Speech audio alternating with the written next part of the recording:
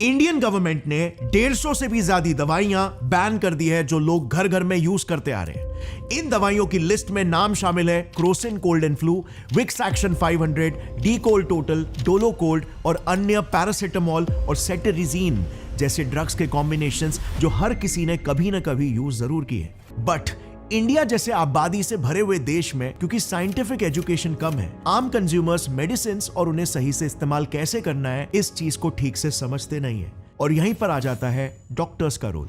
Doctors आपकी बीमारियों को डायग्नोज करके आपको प्रेस्क्रिप्शन के रूप में दवाइयां रेकमेंड करते हैं और यही चीज फार्मा कंपनीज अच्छे से जानती है। फार्मा कंपनीज ये अच्छे से जानती है कि अगर उन्हें ज्यादा दवाइयां बेचकर मोटे पैसे कमाने तो उन्हें कैसे भी करके डॉक्टर्स को अपने साइड में लेना होगा।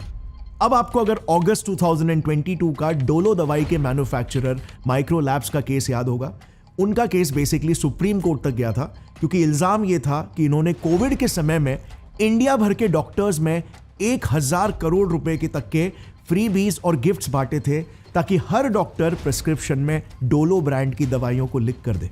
और ऐसा हुआ भी। डोलो ब्रांड के सभी प्रोडक्ट्स जैसे डोलो 650, डोलो 500, कोल्ड, ये सब कोविड-19 के पैंडेमिक के बाद से ही एकदम रातों रात घर घर के नाम बन गए।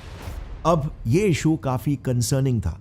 इवन सुप्रीम कोर्ट ने तक इसे बहुत ही सीरियस इशू बताया। 1,000 crore freebies have been paid to doctors across India to prescribe the popular anti-fever medicine Dolo. CBDT ने अपनी जांच में पाया है कि माइक्रो लैब्स ने डोलो की सेल बढ़ाने के लिए डॉक्टरों को 1000 करोड़ रुपए की रेवड़ियां बांटी।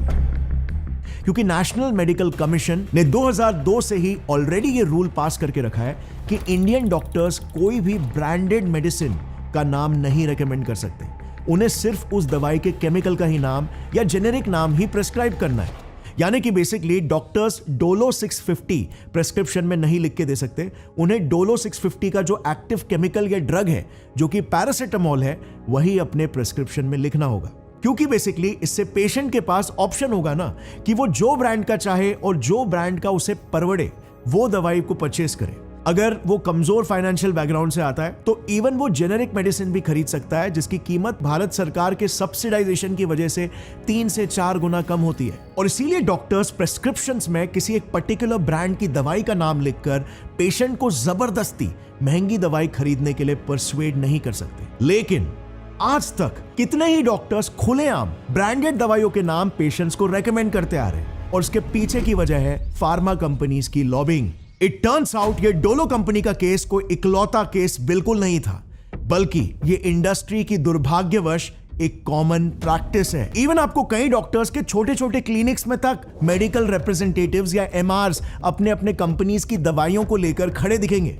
डॉक्टर्स को इससे एक्स्ट्रा इनकम मिलती है और फार्मा कंपनीज के सेल्स भी बढ़ते हैं। तो बेसिकली फार्मा कंपनीज जब चाहे बड़े आसानी से मार्केट को कंट्रोल कर सकती है। पेशेंट को जो दवाई की एक्चुअल रिक्वायरमेंट है उसके जगह पर कुछ भलता ही उससे महंगी दवा डॉक्टरों के थ्रू प्रिस्क्राइब करवा सकती है और ये एक डेंजरस लूपहोल है। मजबूर पेशेंट तो बेचारा जो भी दवाई डॉक्टर लिख के देगा वो उसे खरीदेगा, जिससे फिर डॉक्टर्स से लेकर मेडिकल शॉप ओनर्स और डिस्ट्रीब्यूटर्स तक सबको कमीशन मिलेगा। बट गवर्नमेंट के नजरों में यहां पर नुकसान होता है सिर्फ और सिर्फ कस्टमर्स का। डोंट फॉरगेट, इंडिया जैसे देश में आज भी एक एवरेज इंसान की इनकम 15,000 रुपए पर मंथ है 2024 के ही लेटेस्ट रिकॉर्ड्स के हिसाब से। अगर कोई अमीर पेशेंट है तो एक बार के लिए उसे ब्रांडेड दवाई के लिए 3 गुना ज्यादा पे करना चल भी जाएगा। बट अगर कोई गरीब मरीज है जिसे कोई सीरियस बीमारी हो गई है तो वो तो दवाइयों के खर्चे तले दब जाएगा। अब नो डाउट यहां पर डॉक्टर्स ने भी अपनी सफाई में इंडियन फार्मास्यूटिकल सिस्टम के एक दूसरे बहुत ही इंपॉर्टेंट लूपहोल को एक्सपोज किया है, जिसके बारे में हम कुछ ही देर में बात करेंगे।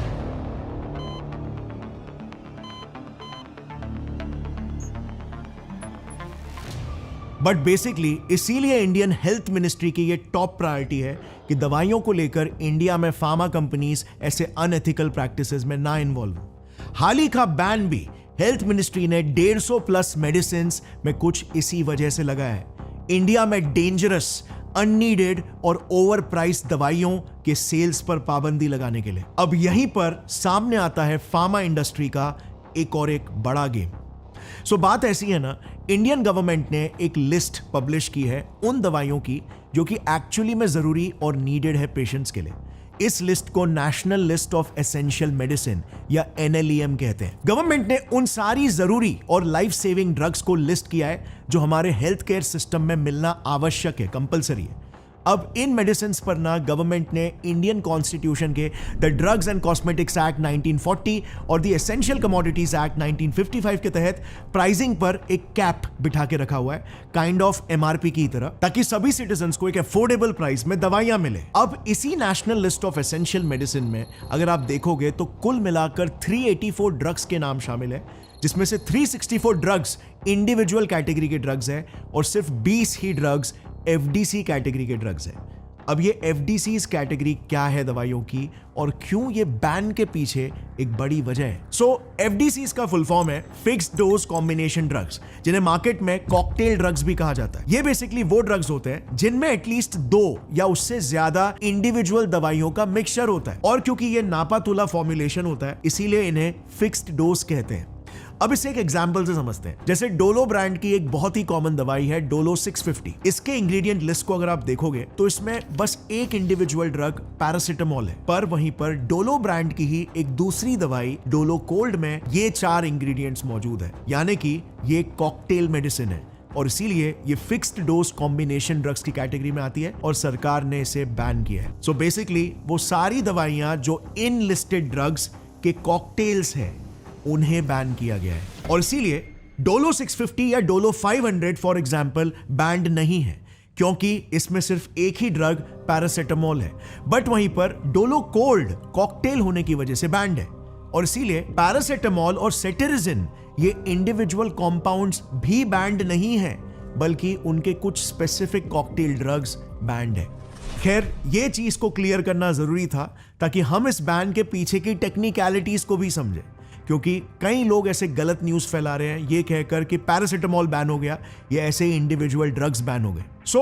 अब अगला सवाल डेफिनेटली ये आता है कि सरकार ने इंडिविजुअल ड्रग्स को बख्शकर कॉकटेल ड्रग्स यानी कि FDCs को क्यों टारगेट किया? वेल, दैट इज बिकॉज यहीं पर सामने आता है फार्मा कंपनीज का एक बड़ा गेम जो एवरेज कंज्यूमर की आंखों में धूल झोंक देता है। गवर्नमेंट की जो लिस्टेड एसेंशियल मेडिसिन है ना, जैसे हमने जाना, उनकी MRP पर एक कैप होता है जो गवर्नमेंट खुद रेगुलेट करती है। उनका दाम प्राइवेटली कोई भी कंपनी नहीं बढ़ा सकती या उसे मैनिपुलेट कर सकती, लेकिन अगर किसी फार्मा कंपनी को अपने प्रॉफिट्स को दुगुना करना है ना, तो उस इंडिविजुअल ड्रग के साथ बस एक नया केमिकल ऐड कर दो, थोड़ी मात्रा ऊपर नीचे कर दो और एक नए ही कैटेगरी का ड्रग बन जाएगा जो कि इजीली गवर्नमेंट के उस एसेंशियल मेडिसिन की लिस्ट के MRP कैप को बाईपास कर सकता है। और फिर एक कंपनी को ऐसे करते हुए देख 10 और कंपनियां भी इस होड़ में कूद पड़ती है, और ऐसा करके ये फार्मा कंपनीज बड़े आसानी से किसी भी दवाई का मार्केट प्राइस बढ़ा सकती है सभी कंज्यूमर्स के लिए। पर यहां पर एक बड़ा कॉमन सेंस वाला सवाल आपके दिमाग में नहीं आ रहा क्या? अगर ये FDC दवाइयों से लोगों को हेल्थ डैमेज का खतरा है और साथ में मोस्ट ऑफ दी दवाइयां इरैशनल यानी नॉट सो यूजफुल और बस एक मार्केटिंग गिमिक हो सकती है, तो फिर गवर्नमेंट इन्हें अप्रूव ही क्यों कर रही है इन द फर्स्ट प्लेस? यहां पर हो क्या रहा है? पहले अप्रूव हो जा रहे हैं, बाद में उन पर बैन लगाया जा रहा है। वेल फ्रेंड्स, यहीं पर एक्सपोज होता है इंडियन फार्मा इंडस्ट्री में करप्शन और सरासर लापरवाही की एक कड़वी सच्चाई। देखो, इंडिया में ना दवाइयों के अप्रूवल के पूरे प्रोसेस में लूप होल्स कहां पर है ना, उसे एक सिंपल से केस स्टडी से समझते हैं ताकि आपको भी समझ में आए कि इंडियन फार्मा इंडस्ट्री में चल क्या रहा है। एग्जाम्पल के लिए समझो, मेरी एक फार्मा कंपनी है GSF फार्मा के नाम से। अब अगर मुझे एक न्यू मेडिसिन लॉन्च करनी है, लेट्स से GSF अल्ट्रा के नाम से, जो एक पैरासिटामोल और कैफीन का मिक्स है, तो उसका प्रोसेस क्या होगा? मैं कैसे उसे लॉन्च कर सकता हूं?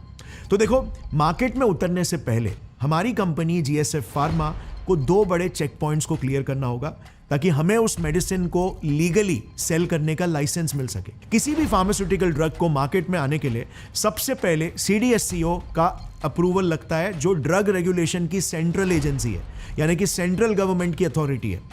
ये हर एक ड्रग की सेफ्टी और एफिकेसी, यानी कि उससे पेशेंट्स को कितना फायदा या नुकसान होगा, ये सब अच्छे से चेक करने के बाद ही उस ड्रग को पास या रिजेक्ट करती है। अब लेट्स से हमारे GSF अल्ट्रा को ये CDSCO का अप्रूवल मिल जाता है, तो अब आता है नेक्स्ट स्टेप। हमारे GSF अल्ट्रा की मैन्युफैक्चरिंग के लिए हमें एक बड़ी फैक्ट्री डालनी होगी, राइट? उसके लिए हम जिस स्टेट में फैक्ट्री डालने वाले हैं ना, उस स्टेट की स्टेट लाइसेंसिंग अथॉरिटी SLAs का लाइसेंस चाहिए होगा, ताकि हम लीगली उस स्टेट में प्रोडक्शन कर सके और फिर माल को ऑल ओवर इंडिया बेच सके। अब इंडिया में इसी प्रोसेस में आ जाता है एक सबसे बड़ा लूप होल, जो कि लिटरली जड़ है ये सभी बैन से जुड़े प्रॉब्लम्स का।